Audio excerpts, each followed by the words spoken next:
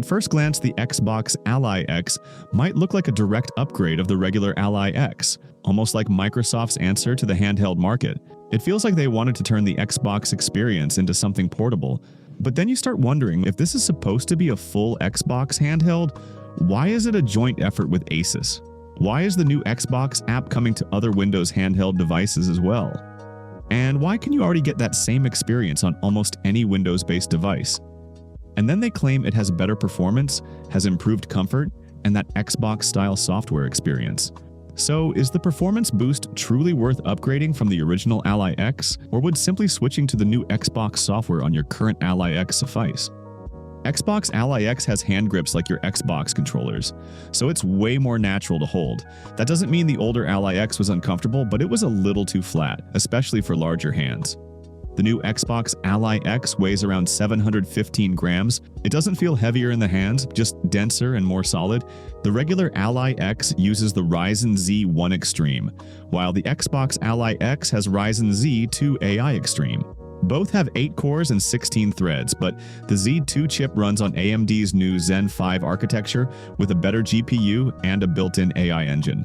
At lower power levels, the Z2 chip performs more efficiently, often matching or beating the Z1 Extreme running at 25 watts. So it's not night and day. It's just at low TDP you'll notice better performance while sipping a bit less battery.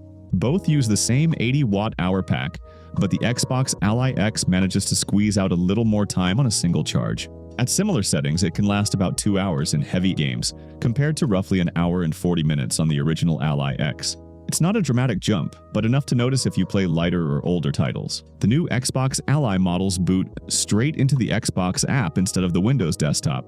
It feels more like a console with less clutter. You can still switch back to full Windows if you want, and this changes how you use the handheld. It's simpler and more streamlined for gaming, especially for playing Game Pass or Xbox titles. Asus confirmed that this will come as a free update in 2026 for existing Ally devices, so it's not exclusive forever.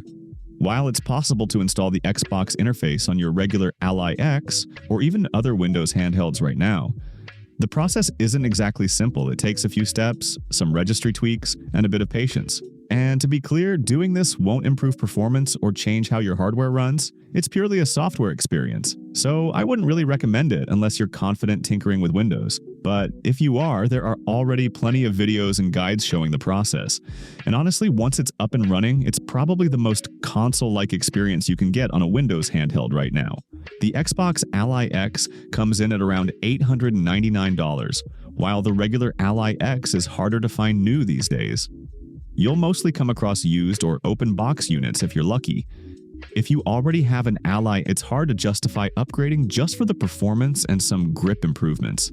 I honestly think this whole Asus and Microsoft partnership was never really about the hardware. It feels more like a move to develop and polish the new Xbox software, something that could finally compete with Steam OS.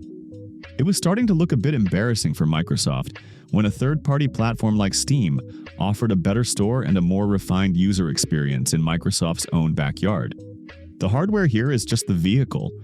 The real focus seems to be that Xbox app and the ecosystem they're trying to build around it.